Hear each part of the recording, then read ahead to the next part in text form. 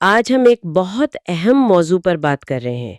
یہ جو انہدام کی کارروائیاں ہوتی ہیں اور پھر متاثرین کی بحالی، اس سے جڑی پالیسیاں کیا ہیں؟ ہمارے پاس ایک یوٹیوب انٹرویو کا کچھ مواد ہے جو ان مسئلوں کو گہرائی سے دیکھتا ہے۔ تو آج کوشش یہ سمجھنے کی ہے کہ ان پالیسیوں میں کیا کمزوریاں ہیں، لوگوں پر کیا اثر پڑتا ہے اور کیا کوئی بہتر طریقہ ہو سکتا ہے۔ آئیے اس پر ذرا تفصیل سے بات کرتے ہیں۔ جی دیکھیے، سب سے بڑا مسئلہ جو فوراً سامنے آتا ہے نا، ہم وہ یہ ہے کہ سلم بحالی کی جو پالیسیاں آج کل چل رہی ہیں ہم وہ 2010، 2013 اور 2014 کی ہیں۔ اچھا، جی، اور اب ہم 2025 میں ہیں، تو یہ کافی پرانی ہو چکی ہیں۔ یعنی 10 سال سے بھی زیادہ پرانی پالیسیوں کی بنیاد پر آج فیصلے ہو رہے ہیں لوگوں کے گھروں کے۔ یہ تو ایسا ہی ہے جیسے کوئی کہے کہ میں آج بھی 2014 والا موبائل فون استعمال کروں گا ہر چیز کے لیے۔ بالکل بالکل، اور اسی وجہ سے ایک بہت بڑی مشکل یہ آتی ہے کہ عدالتوں میں کہا جاتا ہے کہ ثابت کریں آپ 2010 سے پہلے یہاں رہ رہے تھے۔ اب یہ خاص طور پر غریب لوگوں کے لیے جن کے پاس کاغذات نہیں ہوتے، یہ ثابت کرنا تقریباً ناممکن ہو جاتا ہے۔ صحیح۔ اور یہ جو نوٹس کا معاملہ ہے، 15 دن کا نوٹس دے دیا جاتا ہے اندام سے پہلے، کیا یہ واقعی کافی وقت ہے؟ مطلب 15 دن میں کوئی اپنا پورا گھر، زندگی کیسے سمیٹ سکتا ہے؟ نہیں، بالکل کافی نہیں ہے۔ اور دیکھیے، سپریم کورٹ نے بھی ابھی نومبر 2024 میں ایک بات واضح کی ہے۔ انہوں نے کہا کہ صرف نوٹس دینا کافی نہیں ہے۔ جو متاثرہ شخص ہے نا، اس کی باقاعدہ سماعت ہونی چاہیے، پراپر ہیئرنگ جسے کہتے ہیں۔ اچھا، یعنی ان کی بات سننا لازم ہے؟ جی، ان کا موقف سننا، ان کے پاس کیا دلائل ہیں، کیا کاغذات ہیں، یہ سب دیکھنا ضروری ہے۔ یہ نوٹس تو صرف ایک اطلاع ہے، یہ کوئی آخری تاریخ نہیں ہے کہ بس اب مکان گرا دیا جائے گا۔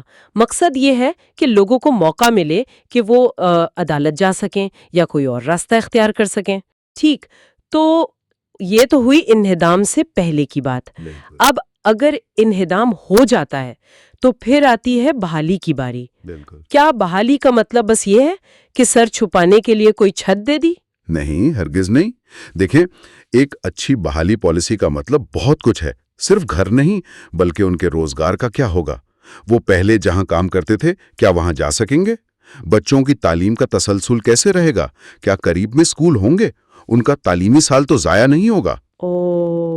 پھر گھر میں بزرگ ہیں، بیمار ہیں، ان کے لیے طبی سہولیات کا کیا انتظام ہے؟ یہ سب چیزیں بحالی کا حصہ ہونی چاہیے۔ لیکن کیا ایسا ہوتا ہے عموماً؟ افسوس کی بات ہے کہ اکثر نہیں ہوتا۔ جو متبادل گھر دیے جاتے ہیں ان کی حالت بہت خراب ہوتی ہے۔ وٹوا کی ایک مثال سامنے آئی تھی، وہاں لوگوں کو ایسے گھر دیے گئے جن میں نہ کھڑکیاں تھیں نہ دروازے، چھتیں ٹپک رہی تھیں۔ یا اللہ! جی، تو یہ تو بالکل غیر انسانی حالات ہیں۔ اور ایک اور بات جو سننے میں آتی ہے وہ یہ کہ لوگوں کو اعتماد میں نہیں لیا جاتا، زبردستی کہیں اور بھیج دیا جاتا ہے، اور پھر الٹا ان سے پیسے بھی مانگے جاتے ہیں ڈپازٹ یا فیس کے نام پر۔ جی ہاں، یہ بھی ایک بہت بڑا مسئلہ ہے۔ جو لوگ اپنا گھر بار پہلے ہی کھو چکے ہیں ان سے ہزاروں روپے مانگے جاتے ہیں۔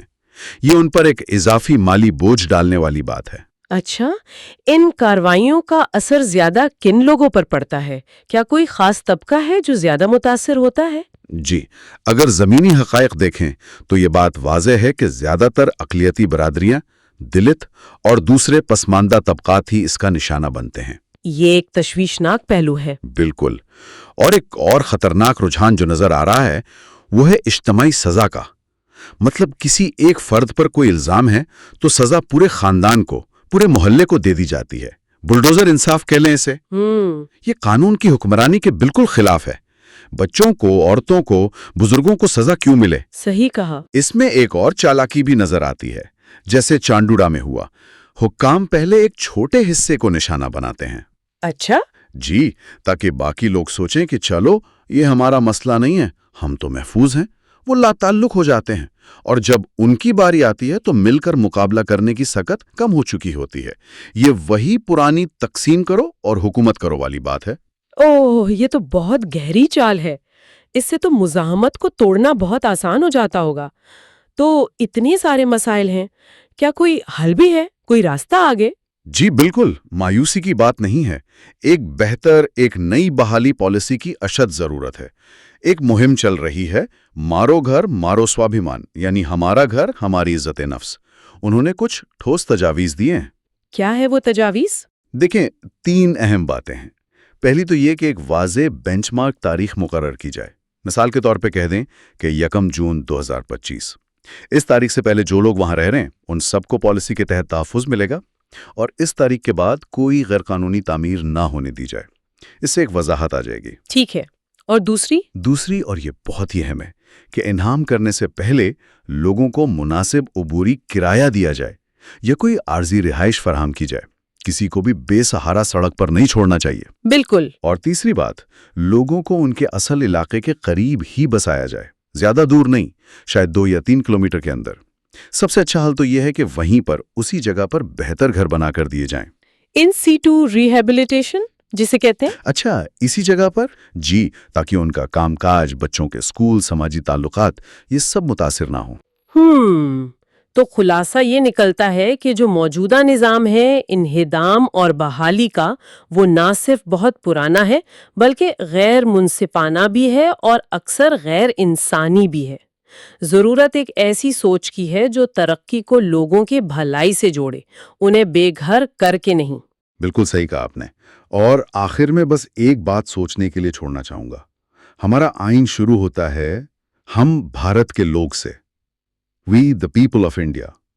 تو کیا ترقی کے نام پر جو کچھ ہو رہا ہے وہ واقعی ان لوگوں کے لیے ہو رہا ہے، ان کی فلاح و بہبود کو مرکز میں رکھ کر ہو رہا ہے، یا ترقی کا مطلب صرف اونچی عمارتیں اور چوڑی سڑکیں رہ گیا ہے؟